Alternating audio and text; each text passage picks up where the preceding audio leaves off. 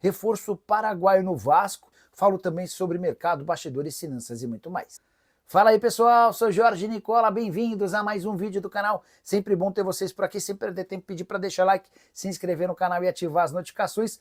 Hora de falar sobre reforço paraguaio no Vasco. Cada dia que passa, mais um jogador chega ao Cruz Maltino. Confesso que eu não sei de onde está saindo tanto dinheiro, mas o torcedor do Vasco tem motivos para estar mais animado. O último dos reforços, Brian Grance. Esse cara é um meio-campista de só 18 anos de idade, que pertence ao Olímpia e foi, no início dessa semana, colocado como um possível reforço do São Paulo. O tricolor desmentiu a negociação. A mesma imprensa paraguaia agora crava que o Brian Grance será contratado por empréstimo com opção de compra. Importante registrar que esse jogador ainda é bem jovem, nem é titular no Olímpia, mas é tratado como uma grande promessa de seu país. Ele se juntará a Thiago Mendes, volante, Robert Renan, zagueiro, Matheus França, meio atacante, e Andrés Gomes, atacante.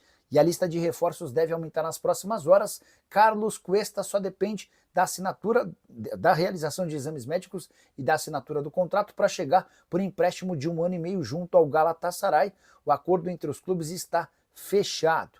Quero contar também que Nathan Silva segue sendo um alvo, uma alternativa do do Vasco. O Nathan Silva já foi jogador do Atlético, hoje pertence ao Pumas. A primeira oferta havia sido recusada pelo time mexicano. O Vasco melhorou as condições do negócio, restava apenas um acordo com o Atlético Mineiro.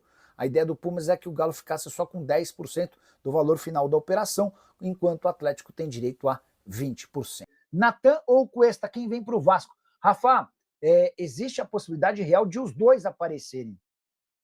Por mais maluco que possa parecer, né?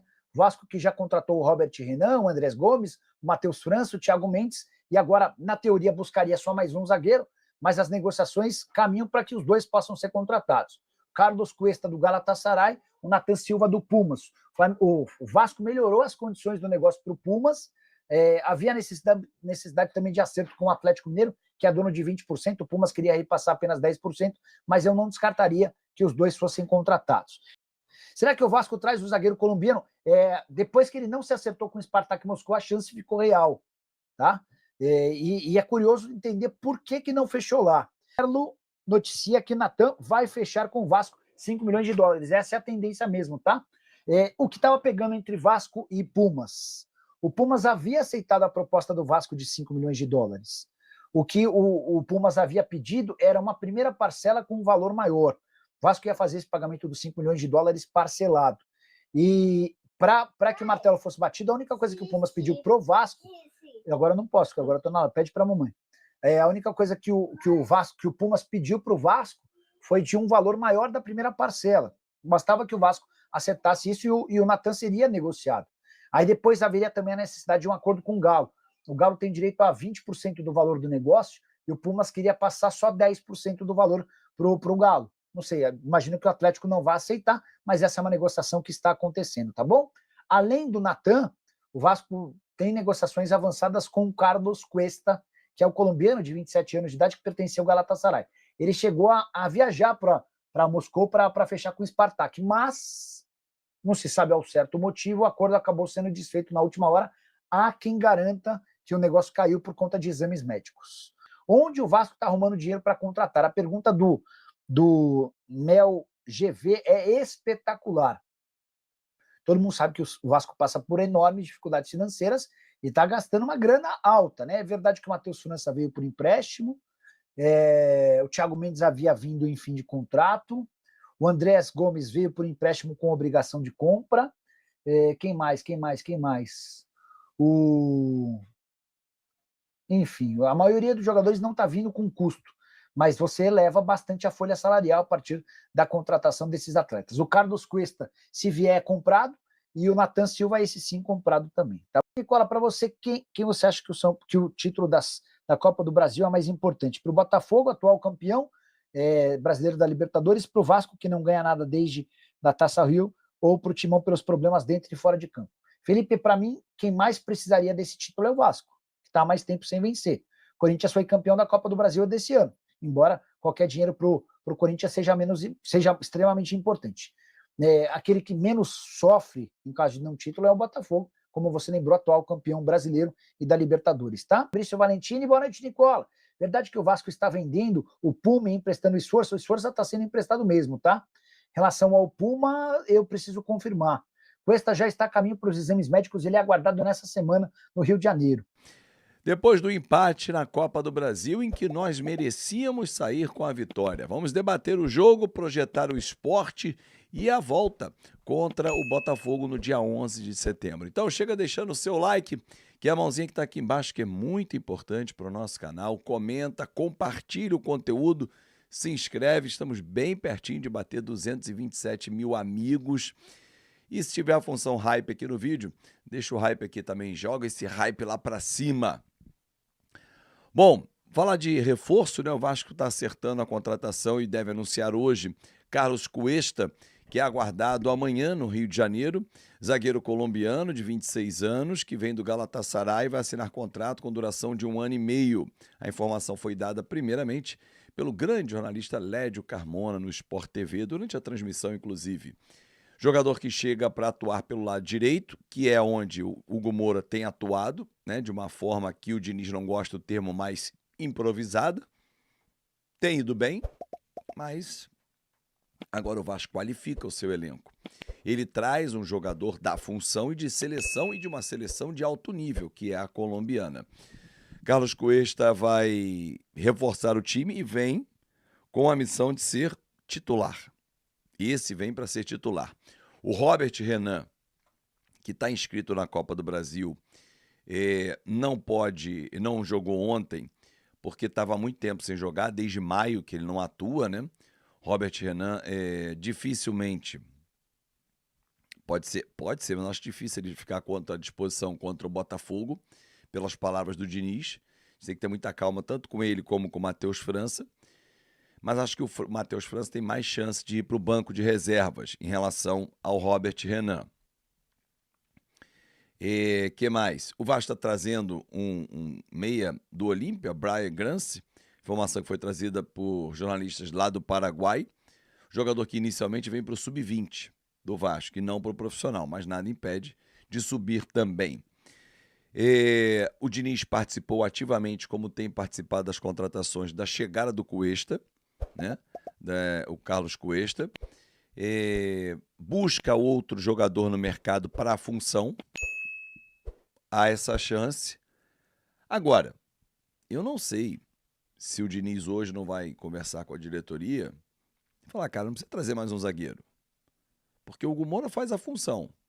Porra, no meio a gente tá super, hiper bem servido. Barros, Jair, Tietê tá machucado, não joga domingo contra o Sport, volta contra o Grêmio. Tem o Thiago Mendes, ainda tem o Cocão. Já tem 5 opções ali pro meio. O Vasco emprestou Esforça pro Juventude. Não vejo necessidade de trazer um zagueiro, não. Desde que o Hugo Moura seja para jogar na zaga.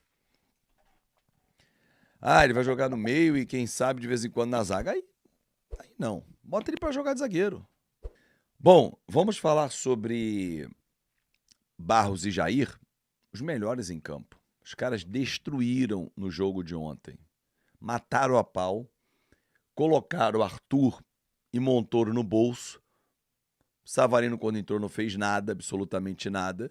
Até porque o Barros estava marcando muito forte, não tinha bola perdida para ele, não alisou na marcação. E o Jair, com controle de bola, saindo, fez o gol, inclusive, né, numa leitura de ir até o final da jogada e não entrar em impedimento. Agora, torcedor, se tivesse que ter tido um vencedor ontem, sem clubismo nenhum, foi o Vasco. O time foi muito mais eficiente no ataque, criou muito mais, teve mais posse de bola, mas criou muito mais, levou muito mais perigo. Quer que eu cite? Tem um lance em que o Felipe Coutinho dá uma porrada que o John pega no susto. Na sequência, o Ryan explode no travessão. A bola volta, Nuno ajeita, o Ryan explode no braço do Marlon Freitas. Mas não foi pênalti.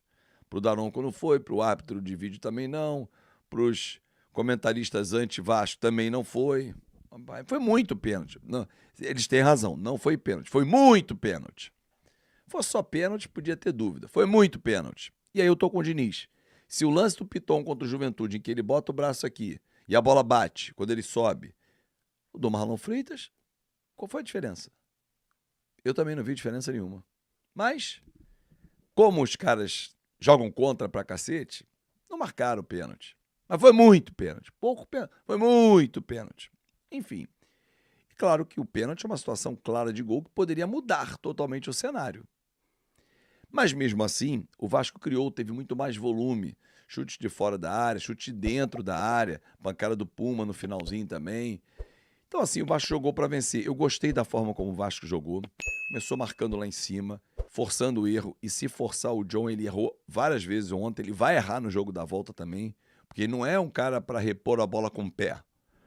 Ele é um cara que repõe muito bem com as mãos. O Vasco atrapalhou muito essa reposição dele. Mas assim, o Vasco jogou muito bem. Muito bem. Teve garra, teve disposição, teve vontade. Algo que faltou contra Corinthians e contra o Juventude, por exemplo. Se jogar assim domingo, com essa disposição, com essa vontade, pode não dar na técnica. A gente ganha do esporte. Volta a vencer no Campeonato Brasileiro. Aí para, data FIFA, dia 11 de setembro, faz o jogo da volta com o Botafogo, depois recebe o Ceará. O Vasco, aliás, tem mais 3 jogos no Rio de Janeiro na sequência, né? Ceará, Cruzeiro e Flamengo. Aliás, Flamengo e Cruzeiro, ao contrário. Ceará, Flamengo e Cruzeiro. É uma sequência que vai dizer o que o Vasco vai fazer nesse Campeonato Brasileiro. É isso aí, torcedor vascaíno. Quero saber sua opinião, se você também ficou aí naquela esperança, né, que o Vasco ia conseguir virar a partida ontem. O Vasco saiu perdendo ali logo aos 8 minutos do primeiro tempo, mas buscou o empate logo em seguida e botou pressão para cima do Botafogo, né? Principalmente ali no primeiro tempo. O Vasco pressionou demais em busca da virada e acabou não conseguindo. No segundo tempo, o Botafogo, depois de sofrer alguma certa pressãozinha ali também no início, teve uma situação que eu acho também que foi muito pênalti. Quero que você opine aí se foi pênalti ou não. Aquele lance onde aos 2 minutos para 3 minutos ali, o Vasco com uma pressão, com 3 chutes seguidos ali para cima da meta do Botafogo, a bola bate no braço do Marlon Freitas e o juiz, o árbitro Daronco, acaba não marcando o pênalti. O VAR também não chama, e eu quero a sua opinião nos comentários. Deixou aí a desejar o Vasco? Dava para ter conseguido a virada? Deixa aí sua opinião nos comentários e se você está confiante na classificação no jogo de volta. Não esquece de deixar o like, se inscrever no canal e ativar o sininho de notificações.